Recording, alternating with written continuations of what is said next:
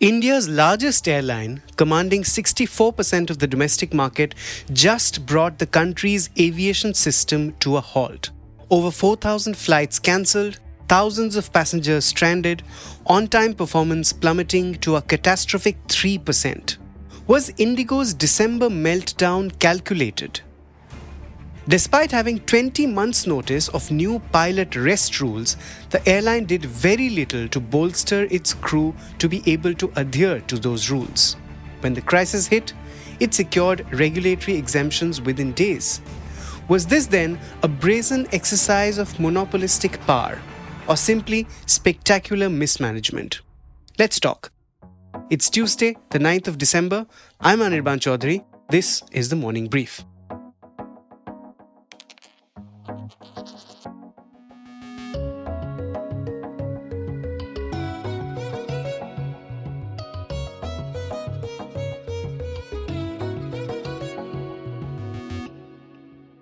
So when does this story begin?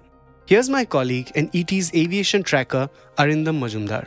So if we can track the story, in 2023, I think in September or October, there were 2 or 3 cases where pilots collapsed before operating their flight.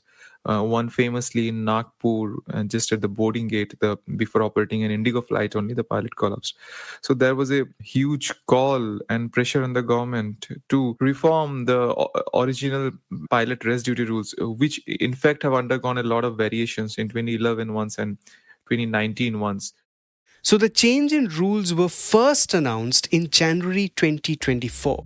Remember, that's almost 2 years before the crisis that we saw last week. Critical among these rules, the crew could rest 48 hours in a week instead of 36 hours before. Night landings, that's flight landings between 12 a.m. to 6 a.m., were capped at 2. There were no caps before. Also, airline crew could not be rostered for more than 2 consecutive nights of duty. But then, of course, airlines were leave it with that. They said that it will be distressing for the sector. Basically, the rules made sure that each pilot would fly less intense schedules. And so obviously airlines, especially IndiGo, would have to hire more pilots to follow the rules. And so airlines protested. And like in just, I think, under 10 days, the DGCA came out and in fact did not come out, sneakily put the rules in abeyance without any communication or nothing. Meanwhile, airline pilots had been approaching the courts for a change in rules that would give them more rest between flying. In April 2024, a court judgment finally went in their favor. It said that the new rules, the ones that the aviation regulator, the DGCA, had kept in abeyance, had to be implemented. The Delhi High Court came out with a decision which was binding on everyone, saying that the rules will be implemented in 2 phases. One from June, which are the less critical parts of the rule, like weekly rest or rest after a long-haul flight, which particularly impacted Air India. And the most critical parts, like that of this flying rule that we are talking about, will be implemented on 1st of November. So remember, way back in April 2024, that's 20 months before this crisis, airlines, including IndiGo, knew there would be a change in rule implemented in phases that would make flying less intense for individual pilots. And so the only option was to hire pilots and start preparing. All airlines followed. IndiGo, on the other hand, and they were lobbying extensively that it will be disruptive. As I understand, till October 24th, that's just 1 week before the rules were to be implemented. But if you see the DGCA's position, it was under a court-mandated order. It had to do that. So it gave some more exemptions, like for East India flights. DGCA gave one more landing, allowed one more landing to airlines, and also gave some more exemption to the ATR fleet, which is the turboprop, which normally starts very early in the morning. And post that, airlines agreed and they implemented the rules from 1st November. But due to the short lean time, IndiGo was caught in a window of unpreparedness. Due to this unpreparedness, what IndiGo started getting stretched. And as the world knows now, they were just short of 65 captains. They were caught short in. IndiGo as a whole, operating around, say, 2,300, 350 odd flights per day, it always needs a buffer. It always kept around 4% of crew as buffer during extraordinary circumstances. But due to this new rule that got stretched and IndiGo no more had a buffer, they were flying neck to neck. As a result, it got stretched and IndiGo has 13 bases, multiple cities where the pilots are based out of. They spend the night there. So IndiGo has around 13 bases, and in much smaller cities like Lucknow, Jaipur, where they don't have as many as departures like Delhi, Bombay. So, IndiGo started calling pilots from its smaller bases to operate flights from the bigger ones, Delhi, Mumbai, Bengaluru. So if we look at a journey of a pilot, he starts from Jaipur in the morning. He deadheads. Deadheads is he travels as a passenger to Bangalore, and then he operates a flight. And then he reaches Delhi. At night, he again deadheads. He goes to Jaipur and sleep. So that was how not to do a rostering. It stretched the whole system thin. Standby crews also started running out of hours. They also reached their mandated rest period. And that's how it started. To make matters worse, aircraft maker Airbus sent a directive for a software change to all airlines, including IndiGo, which is the largest operator of the Airbus A320 planes, one of the most popular airliners in the world.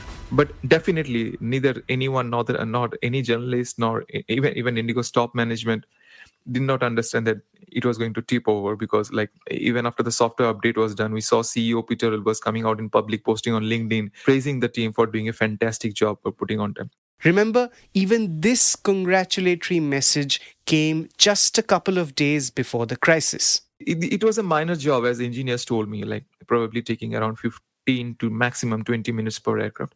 But in a network like IndiGo, and when it is already stressed, it further stretches the system. So it just tipped over. And one fine day on 1st December, they were short of pilots. They canceled more than 300 flights. And the most surprising part from IndiGo, which also surprised me, was that there was nobody to take the decision to slow down things. Okay, we have no pilots for 250 to 300 flights. We saw that one day happening. Okay, let's cancel the flights and let's optimize our network so that there are no more disruptions.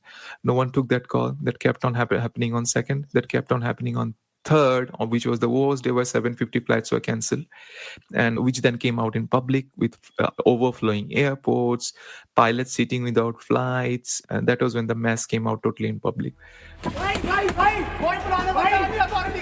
An unprecedented crisis that has hit the aviation sector.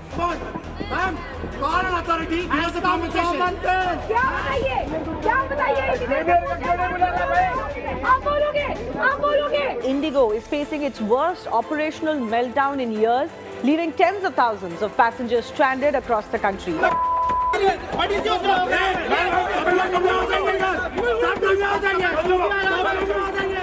It is very ridiculous. They are asking us to stay for 2 days. Where shall we stay? Who is going to pay the expenses of the hotels and all? They are not paying any expenses. So what to do right now?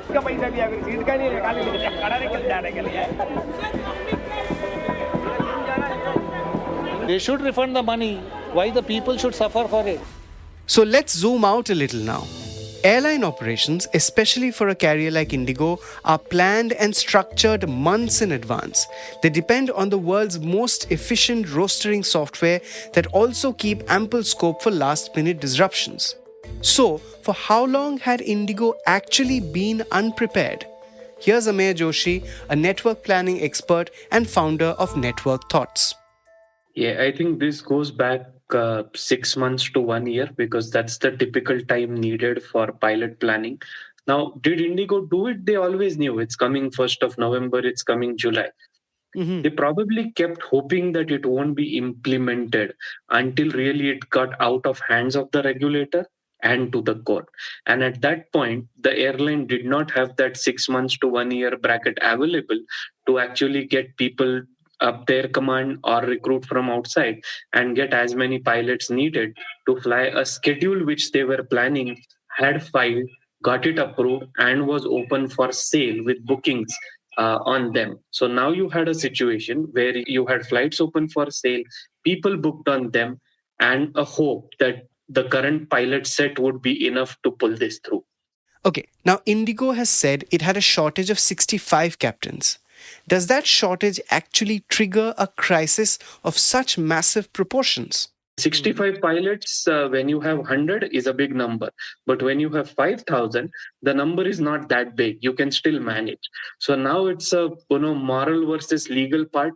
Morally, should you go ahead and reduce the number of flights and ensure that less number of passengers are impacted? There still will be impact, but fewer passengers impacted than the entire network. And at that point, where the call was possibly taken that we'll go ahead all hands on deck and get this over, to a point where it broke down.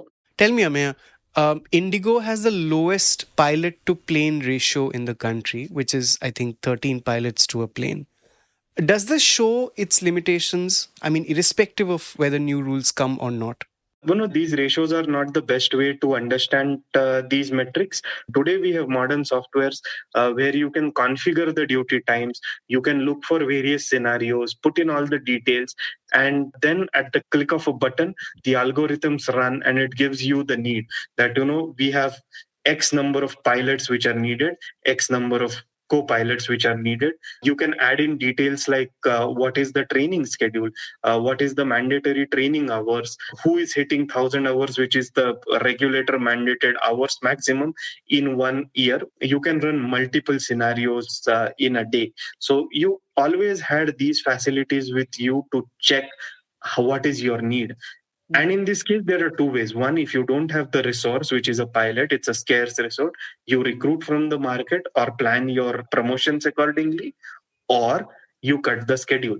You went into a new schedule on 26th of October 2025, which is the winter schedule. Winter schedule, with many more number of flights than what you were operating in July, August, and September, which is a lean period. IndiGo had cut regular flights, then aircraft were out for maintenance, aircraft were redelivered, they were repositioned to do international flights where you have lesser number of or fewer number of landings which are there. So overall, that care was taken for the July, August, September period. Come October, suddenly there is a increase in flights, but your crew has remained the same, and you had all the means and possibilities with you for what is a very IT centric airline to actually check what was your need. And I think that's where the difference starts, and the willingness to do it. This could have been done. Here's Arindam. So IndiGo uses software called Jepsen to roster crew and all this. It's very proven software, is being used for ages. But that software also needs optimizations, dry runs for situations when it changes so drastically. They had not updated their system and done dry runs with this Jepsen software, taking this new scenario of new pilot rest rules into consideration, especially the night flying rule. So they had very little time to prepare this, and at least for 3 or 4 days, they were handling that manually. And when you try to do that manually for a 400 plus aircraft airline, you are bound to mess out. So whatever said and done, the system of the country's largest airline was caught napping, or they were more complacent. Ameya, just as an aside, what is the percentage of IndiGo's red-eye or night flights to its total number of flights? And did the airline curtail them in the winter schedule, given the fact that there were new rules coming that would mandate the cutting of those flights anyway?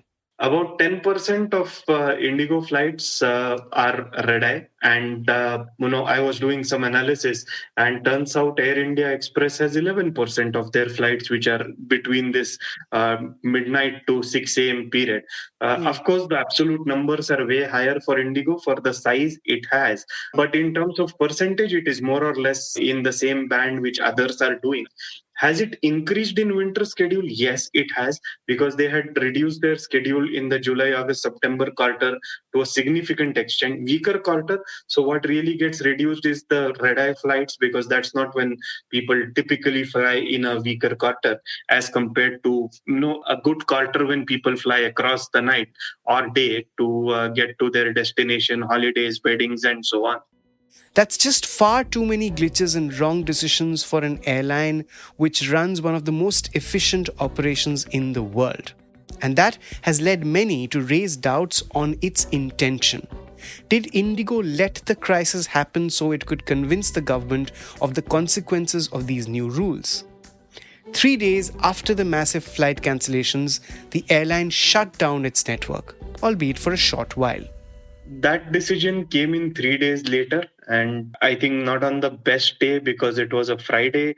Friday is when you have very high traffic, and they just decided to shut this down.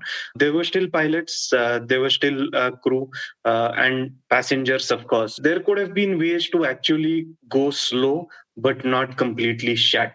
Was this the peak day when they wanted to make a statement that we need an exemption? There is no other way. The regulator had actually stepped in a day before that, and they were looking at various options that were possible. Now, this is something which will always remain an hypothesis unless we have the government mandated constituted committee which gets to the details and decides on either way if it was engineered or not engineered. Otherwise, it will always remain in speculation that this is how things went. But you don't go to 3% OTP and so many cancellations because certain number of flights got delayed.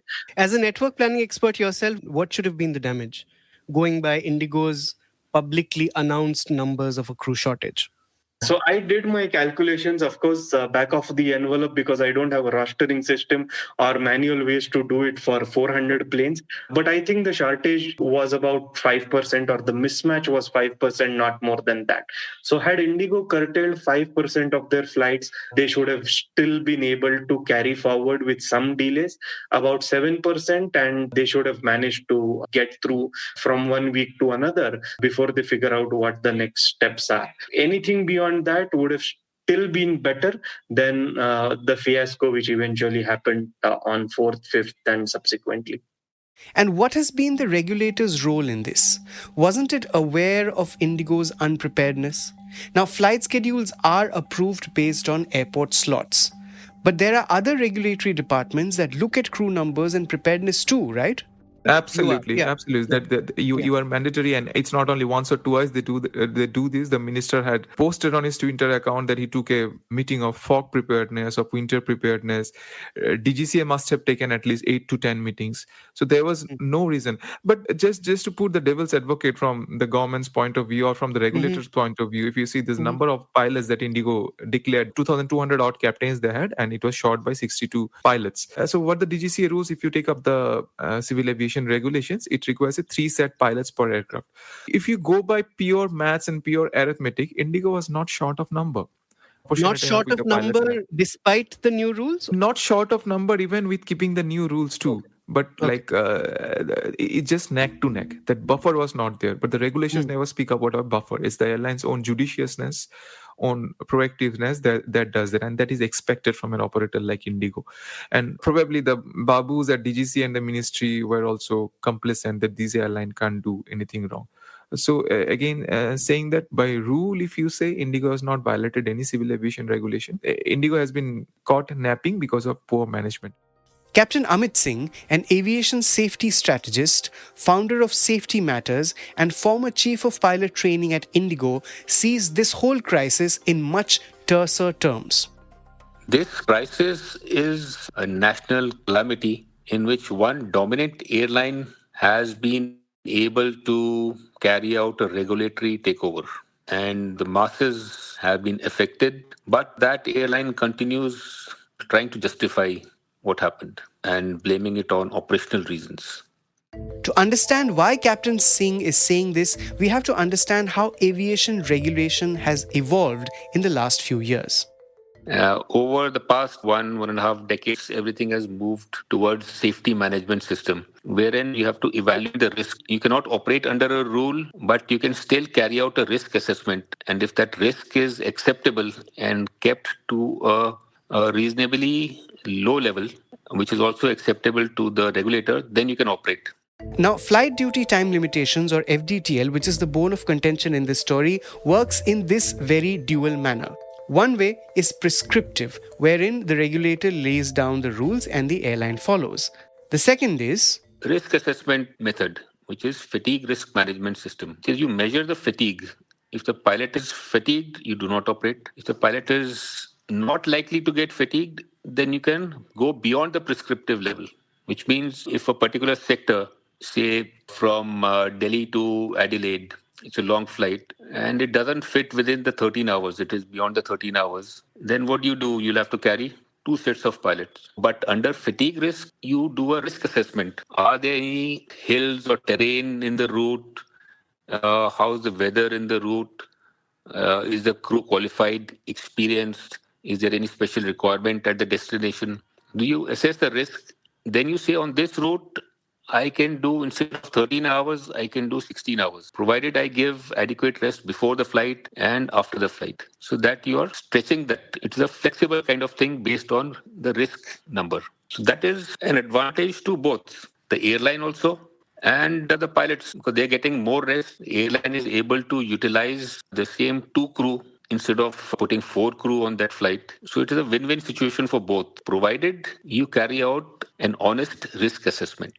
So obviously this is a method which would give much more room and freedom to IndiGo to plan its rosters instead of following the new flight duty norms PAT, which it of course found restrictive. And so in September last year, DGCA suddenly came up with a draft circular. The draft circular said this is the method for implementation of the fatigue risk management rules. But that is not how you implement new rules. The way to do it is to bring about a change in the rule framework collectively known as Civil Aviation Requirements or CAR. The regulations cannot be made by a circular. Our foundation wrote to DGCA that this is not the correct way. The pilot associations went to DGCA to say that this is not the correct way. It has to be a collaborative process where you have to involve everybody. Thirdly, ICAO says that if the safety management system of a state is not mature enough, then it should not go towards FRMS, because that is a very complicated process and it is data driven. A lot of data has to be churned and risk analysis. So if your safety management system is not mature enough, you should not implement this. So in the last ICAO audit, the report said that the safety management system foundation is weak. So if it is weak, we should not go for FRMS. And obviously the DGCA personnel are not trained on it. So how will they have effective oversight? Got it. So IndiGo thought that they would implement FRMS. Since DGCA is not aware of it, they would have their way. But they couldn't because the DGCA finally did not implement FRMS. And since IndiGo had no plan B, the crisis unfolded. So here's what we have so far. The government comes up with a new set of rules made mandatory by a court order. One airline, the leader of the industry, finds it to be restrictive on its cost and crew-efficient growth plans. It pushes back and, as if in defiance, does not hire crew that would make it suitable to follow the new guidelines. Rather, it supports another alternative mechanism that it thinks would be less restrictive. That does not happen. The rules the airline doesn't want are implemented, and the airline, intentionally or otherwise, allows a historic crisis to unfold. In the last 2 days, a lot has happened. Credit ratings agencies have downgraded IndiGo. The Ministry of Civil Aviation has vowed to investigate the lapses and take strict action. It has sent a notice to the airline's CEO Peter Elbers, a celebrity aviation leader who has earlier steered Dutch carrier KLM to great success and who now perhaps finds himself at the most precarious phase of his career.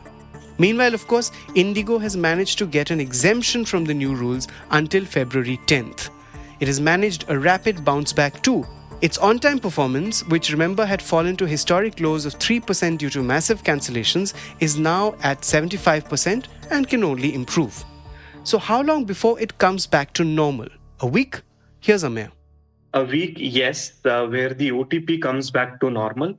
Probably a little more for all flights to come back, because this OTP is still with cancellations. They still expect some cancellations going forward, that once things stabilize and IndiGo crosses the 2000 mark, it will probably have to rejig the schedule and come out and tell if it is cancelling flights and what it is doing to ensure that this remains. Now, we have to still look at one more thing, which is the fog season, which comes in maybe 2 weeks from now, which will lead to delays, cancellations, divergence, eating into this night time again. So that will be another challenge to deal with. And if IndiGo gets into trouble even with exemption, I think the regulator and government will have more problems at hand with IndiGo than it currently has.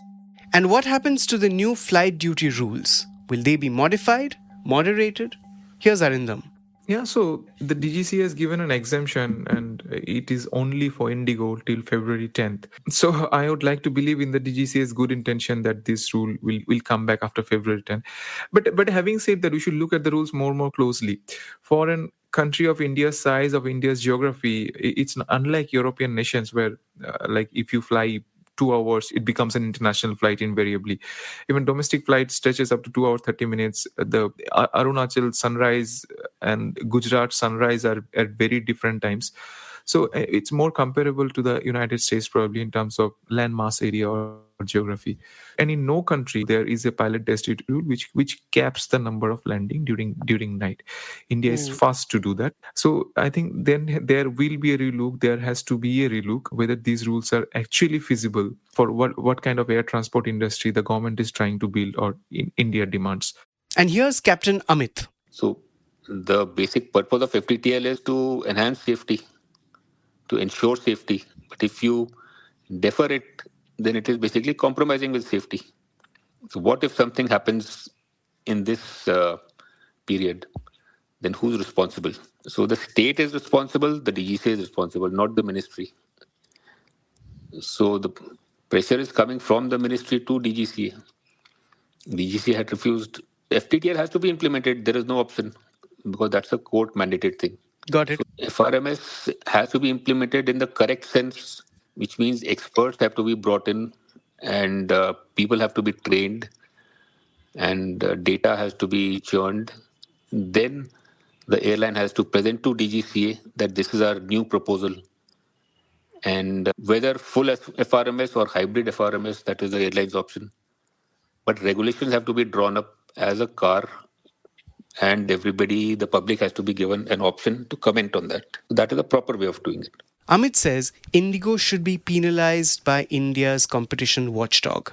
The Competition Commission of India, which will look into abuse of dominance of power, because they have more than 60% of the industry. They are in a dominating position, and in that position they have abused their power. How? Because they knew that they did not have pilots, but they continued to sell tickets to people and get people to the airport through security board. So that is the abuse of power that they did. And they have the powers to fine them up to 10% of their gross turnover of the average of the last 3 years, to the tune could be around 5,000 crores or something, or even greater. So that is something that should pinch IndiGo. The other long-term solution, Amit says, is a passenger's charter. There is a need for a passenger rights charter or a bill. Right now, what DGCA has in the provisions is only a process or a procedure for refund of tickets. So refund is only for the money I've spent, but what is the compensation I get for the time lost or the appointment missed or the medical treatment missed or gone wrong? So that is a compensation that can be given to the passenger by means of a bill introduced in the parliament. So that is when the real checks and balances will be there. There will be some fear in the airline that they cannot repeat such a thing, that there will be a hefty fine, and under the bill there will be provisions detrimental to their growth. And finally, as many say that we just saw one of the most blatant exercises of monopolistic power in an industry, is IndiGo too big to fail? So IndiGo is not too big to fail because they have lost public confidence and trust. But our public is price sensitive, and they will lower the fares and public will come back. If you see worldwide, after any accident, the first thing the airline does is to lower the fare. And there is no voice. Passengers don't have a voice. So who will go to the Competition Commission of India? Individual passenger will not go. There has to be an association, passenger association. There is none in India. So who will go to the DGCA? So they don't have that power. So the government is duty bound to protect them, not just to look at this individual case, but what was the systemic issue and how to prevent. That is the anti-fragility issue. Whenever there is a pressure on the system collapses. But you wake up after 4 days and then they say we'll cap the fares. So there is no rule book which says implement this, even though the airline has a crisis management cell, but the regulator does not have one. That is why when you see the circulars and other notices being issued, they're very haphazard and they don't make much sense. First, you give one waiver on the FTTL, then you come up with 4 more. Then people don't know right now which FTTL to follow, old one or the new one. So that clarity is not there. Clarity has to be there when policymakers have that clarity of thinking. Otherwise, their advisors will rule. IndiGo has a set of very experienced people in the board of directors who have been administrators and bureaucrats and technocrats, aviation specialists. So why not the regulator? They should also have a panel. So that kind of advice and foresight is missing. And that's the crux of the story. IndiGo's board has formed a crisis management group which is meeting daily. But where was this crisis management when it mattered? Why does the regulator lack its own crisis cell when airlines have been required to maintain them? And most troublingly, if an airline with experienced administrators, bureaucrats, and aviation specialists on its board can allow such a collapse, what hope do passengers have? India doesn't just need an investigation into IndiGo. Like Amit said, it needs a passengers' rights charter, an aviation ombudsman, and a regulator that can prevent powerful entities to stall the wheels of almost an entire industry for days. Until then, the next crisis is just a matter of when, not if. That's it for today. This episode was produced by me, sound designed by Rajas Naik. A new episode of The Morning Brief drops every Tuesday, Thursday, and Friday wherever you get your podcasts. Keep listening. All external clips used in this episode belong to their respective owners. Credits are mentioned in the description.